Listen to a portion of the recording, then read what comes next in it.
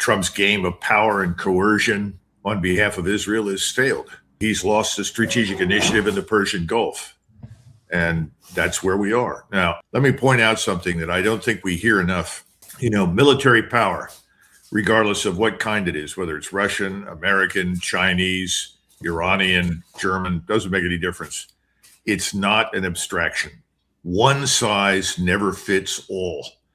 The use of military power always has great potential, but always has limitations. You can't understand it outside that framework of purpose, method, and end state. President Trump never felt constrained in any way by that framework. And so he opted for heavy reliance on a form of military power that was the wrong answer in the wrong place at the wrong time. So we've been organized, trained, and equipped, and you know this from your own experience, to fight a short, decisive campaign. Iranian military planners assumed that whatever happened against us would be long, exhausting, and attritional in character. So Iran's defensive power was designed from its inception to exploit the technological impact of persistent surveillance, which we have not evidently appreciated, linked to thousands of standoff attack systems, missiles, and drones. And they've exploited their formidable geographic position. As we've discussed before, Iran is kind of a giant fortress surrounded by mountains, bordered in the south by impassable deserts. You put all of it together, and it doesn't make any difference what General Keane or anybody else says. We have the wrong instrument. We're not organized for this. We're not trained for it. We're not ready for it. We're ready to refight World War II someplace in some other form with new weapons, but we're not ready to take on a state the size of Western Europe with 93 million people inside this sort of geographical fortress. But nobody bothered to look at it, And this is back to my point on psychological bluff. Bluff can get you a long way. We know that from history. And President Trump is a master of bluff. That's what he did in business. Now, he also went bankrupt several times, from which he then subsequently recovered, obviously. But the point is, he's been able to bluff a great deal and get away with it. But this is not business. This is not the art of the deal. This is something very different. This is a strategic confrontation between Israel, the United States, and Iran, and increasingly much of the world, which he is not paying attention to. And, Doug, I want to go down this path a little bit there because I think it is maybe much more profound than people are aware of. When you talk about the kind of war we're designed for, sharp, quick, powerful, end, and then get off the table. And I think that we're seeing the limits of that right now in ways that haven't yet been very apparent to people who aren't paying full attention beyond the words that are coming up. And let me explain. So in the Russia-Ukraine war, they're fighting an existential war, really from the viewpoint of both sides, one way and the other. And they have this idea that they're fighting this long existential fight and an attrition warfare. So they have both sides now have the industrial capacity that they can just crank out the kinds of weapons, whether it's drones or something else or missiles and all that goes along with it, and can sustain this for literally years. Even Ukraine, for all of its deficiencies, is able to manufacture this stuff and can drag this out for a long time. On the other hand, we have almost no industrial capacity. We have it's like this whole gorilla balanced on a little stick, because that's as far as if we can't sustain any kind of a fight very long, then it doesn't matter how many tanks, planes, aircraft carriers and the like we have if we don't have ammunition for them. And it seems like we're literally designed that we would fail if we get into a sustained battle anywhere. Is that close to being right? Of course. And that's something that Eisenhower concluded after World War II. We were only really in the war fighting for about 3 years. Everybody else was in it for at least 5 or more. And he understood that the American population would not tolerate the inconvenience of a very long, drawn-out war. They could not cope with attrition. We could not take the heavy casualties. Things, by the way, that the Israelis are now finding out about their own society. And I don't think people carried the right lessons into the future after Eisenhower left office. He was always worried about the limits of American power. How far can we go and no further? And that's what led to his conclusion that we had to get out of the Korean War. We did not want to be in a war under any circumstances with the Chinese. And he came up with a solution. It wasn't perfect, but it worked, and it's worked for decades. That's another subject right now. But the point is that the attrition model that you're describing is something we can't withstand. And the Iranians, by the way, have built their entire force on the assumption that they would fight an attrition war. Now, you mentioned Ukraine. I think we need to be careful. Ukraine doesn't have much industrial capacity at all. What they're good at is making these first-person drones, these FPV drones.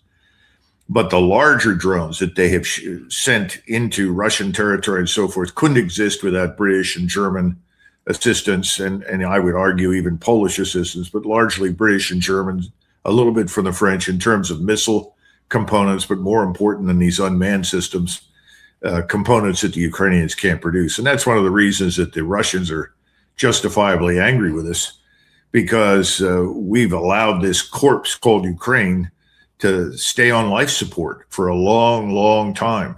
And it should never have been allowed. I think what we're going to see this year is that that's going to end. I'd be very surprised if we were talking about this next year. I think the Russians have realized it's time to end this thing. It's going to be ugly, but they've got to do it. Yeah, we'll see if they end up following through with that. But swinging back to this one here, in terms of taking a look at where we are here, we're perched on this I guess, foundation that can't sustain the weight much longer. And we're about to get into what that looks like, why the pressures from external are pressing on Trump. But so far, it doesn't look like he gets it, because this is from today. This says President of the United States on Iran. We don't have to rush anything. We have a blockade, which allows them no money. It's a very simple thing. We cannot let them have a nuclear weapon because they would use it. But then let's take a look at a couple of things. And I know some of this you've seen already. This is from Dr. Chris Martinson today saying, look, gasoline inventories in the U.S. are at their lowest level in 10 years and quickly heading lower because we're artificially suppressing U.S. oil prices and exporting it all over the world. Unless they allow prices to rise and curb demand, we could be hitting tank bottom very soon. What do you say about this gasoline issue? Well, I've listened to several different analysts who are more familiar with this than I am. You know, Luke Groman does a good job on this sort of thing. So does Grundlager. And I think if you listen to Ray Dalio, his forecast is equally accurate. I think we're going to probably reach the bottom of the oil tank at the end of July, beginning of August. That's pretty bad. So I think Martinson's argument is spot on. The problem is we're also seeing inflation rise. It was 3.8% in April. If you look at the dramatic increase in inflation, combine that with the costs of energy, I don't think Donald Trump and his administration are going to survive in office. You know, if you go back through history, I would say that the probability of governments turning over dramatically in the West, in Asia, is probably 80 to 90%. I think we'll see 50, 60, 70 governments go under.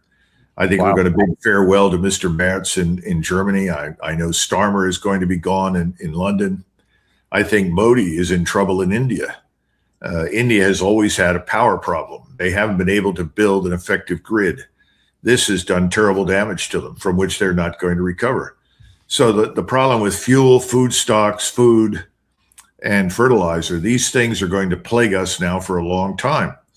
I guess we'll come out of this and we will do something akin to what we did after the energy crisis in the 1970s. That's when we built the Strategic Oil Reserve. I think we're going to see more of that. It's something I talk to when I speak to large numbers of audiences here and overseas. I talk about resource sovereignty, that if you want to be a sovereign, independent nation, you have to have a stockpile of everything from gold to uranium to rare earths to oil to energy, all of it. And if you're not prepared for the worst case scenario so that you can survive for some period of time without external support, you're probably not going to make it in the 21st century. I think we're going to see more of this in the future, not less. And, you know, one of the things that's troublesome to me, you mentioned a minute ago that Jack Keane, he understands the reality. He's just saying this because of it's a paycheck, I guess. I don't know how many others fall into that same category, whether Bolton and Mike Pompeo are aware of this too, and they're just going down this path because they get paid. a couple of questions on that. First of all, do you think that, or is your supposition that they can say something like this, knowing that it's not going to work out? And then the question is, well, then how do they navigate that once it doesn't work out? Because if you advocate that the U.S. government pursue this course of action here that can't work, then that means we're going to crash. And with all these economic indicators on here, that's nearly certainly what's going to happen. Then why would they make such a claim like that when it would seemingly destroy their reputation afterwards? Well, let's go back to the question of rewards, monetary rewards. John Bolton received the Defender of Israel Award a few years ago. The Defender of Israel reward goes to whomever has done the most to advance, support, extend Israeli and presumably Jewish power as far as possible. He was given the award. What did the award consist of? A check for $1 million. Ted Cruz, the senator, just received the Defender of Israel Award. That included a check for $1 million. Now, if you're wondering why people take these strident positions that are really senseless and irrational, I think you've answered your own question. They're going where the money is. It's like Willie Sutton, why do you rob banks? Because that's where the money is. So I think that's part of the question. Now, as far as the rest of it is concerned, what do you do when you have failed? You don't admit it. You try to distract people. And this is where we are at the moment. If you go into Washington in the corridors of power, right now, politicians and appointees are making the argument that President Trump was misled by his Israeli friends. And they're saying, well, if he had paid more attention to his advisors, American advisors, the narrative goes, then things might have turned out differently. That's not true. There's a huge mountain of evidence right now that just like President Lyndon Johnson, Trump and his inner circle, including Vice President Vance, were drivers of military action and escalation. Trump seems to have rejected advice from those in and out of uniform who opposed it. Of course, we don't know who that is because we're not even sure anybody who was stridently opposed to this dumb idea was ever allowed into the Oval Office. But I think we're beginning to see everything sort of crack and fall apart. You've got Benjamin Netanyahu. He wants this war to go on until he thinks it's over. He announced this morning it's not over and we have to continue. Well, there's no alternative for him. If he says, well, we tried, it didn't work, we've had it, what happens to Netanyahu? He goes away quickly. Then the other thing is that there's a reluctance to admit that both Congress and the White House have been the obedient servants of Greater Israel. They embarked upon this thing on the basis of assurance from the Israelis that not only would this benefit us and specifically benefit the politicians in Washington in all sorts of important ways financially, but it would also ensure that Israel remained the dominant power exercising military hegemony across the entire region. Nobody's going to admit that because if they admit that, they're admitting that they've effectively been turned into puppets. Nobody wants to say that. So then you get to the final part. Here's President Trump pulling himself together along with Bessent to go to China. And I think he actually believes that he's going to essentially deliver a hard, tough message to the Chinese. The problem is that China is in a very good position to survive all of these calamities right now. They have a huge strategic oil reserve. They've actually got various forms and sources of energy that are going to help them through this. They've got coal, which they can actually liquefy and turn into oil and gas, but they've got plenty of coal-fired plants. They've got nuclear power. And of course, they've got the alternatives to the standard carbon-based power. But the point is, China's not hurting. China's not in a financial crisis where the country is on the verge of falling apart. That's all nonsense. The Chinese economy is strong. Its population, its society is cohesive. So, Washington's foolish war on behalf of Israel has simply disrupted energy flows all over the world and done serious damage to American strategic interests. he should be going over there for a serious and frank dialogue with the Chinese and be honest and say, I've got to get out of this. This is obviously a mistake. We need to work out a different way. He might get some response out of the Chinese. It would be positive, but I don't see that happening. I think he's going to go in there and try to force things on the Chinese. It's not going to work. Yeah, and I'm going to get to that in just a second because that's really important, especially because he's about to go there today. But I want to stick on this current situation here.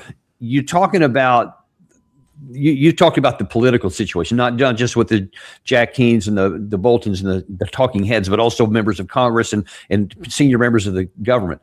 One of the other things that's also at play here, which is shielding the information from the American public, is even in the oil industry itself. Now, Chris Martins and several others have just shown data, just charts that show we're in real trouble. Inventories of nearly anything is going down, the Strategic Petroleum Reserve, gasoline stocks. I mean, anything you want to talk about. And then you get into here. This is from JP Morgan. This is also from today. It says, a core assumption of our framework is that the accelerating pace of oil inventory depletion will ultimately force the reopening of the Strait of Hormuz one way or the other. Our base case envisions the strait reopens in June, anchored on June 1st for simplicity. June 1st, that's barely 2 weeks from now, a little under 3 weeks, following a clear and credible announcement ratified and confirmed by both sides, such as a statement from the UN Security Council. I mean, there's no evidence whatsoever that something like that is coming in the near term, and yet they're basing their base case on what they expect the oil market to do, and hence you have oil, I think it's just barely above $100 at this moment, $101 at the moment, which by most of the experts I've seen is way under what it should be to reflect the actual fundamentals in energy around the globe, et cetera. Why do you think that we're getting these kinds of optimistic comments from the likes of JP Morgan? Wall Street hasn't figured it out. Wall Street, with very few exceptions, is living in the same sort of delusional bubble that Trump lives in. They're looking at the stock market. Trump's looking at the stock market. Their obsession is to keep the market up, to boost prices, because that's where all of these people have made their money. I think in the past, we've had discussions about different kinds of capitalists. There are financial capitalists. These are people that benefit from the transaction fees that fill their bank accounts. That's generally what you have in New York City. You have very few production capitalists. These are people that build things. They build factories that in turn build something, whether it's rockets or cars or microchips, whatever it is. We have very few production capitalists in the United States. Trump is not a production capitalist. This is not someone who's run assembly lines, who's been down on those assembly lines and seen what happens and what needs to happen. This is someone who's made his money entirely through the financialization of our economy. These people are not in touch with reality. I talked to one recently on the phone who's very much at the center of all of this, and he said, Doug, you don't understand. Everybody up here on Wall Street thinks that the U.S. Navy and the Marines are going to bash their way into the Persian Gulf, take it over, and essentially dictate terms to everyone. And I said, you've got to be kidding. He said, no, that's what they think. And to a large extent, I think that's what's gotten President Trump in trouble. He goes back to this perception of the Second World War, back to the perception of other places and other times when we have used our military power successfully. I don't think he understands not only just how profoundly the world has changed and how the economy has changed. I don't think he understands how profoundly military power has changed. As far as he's concerned, the revolutionary in military affairs is a precision-guided missile. But there's much more to it, as you and I both know. So that's why we've got the wrong force in the wrong place at the wrong time with the wrong mission. And surprise, surprise, they're not doing well. Well, they're not organized to cope with this new strategic revolution in military power. They're not ready for it. And as we talked about earlier, the short war versus the attrition model. So at this stage, I think the problem is just blatant ignorance and then unjustified faith that somehow or another, the military is going to win this war. But the fact that they're not winning this doesn't have much to do with them. It's not their fault. You know, you can build the greatest force in the world. You can send it into something for which it wasn't designed and it will fail. That happened to us in Vietnam. That happened to the German armed forces that were never designed to fight a long war over a 1,000-mile front in Russia. Never. So when you do that, you fail. But this is beyond Donald Trump.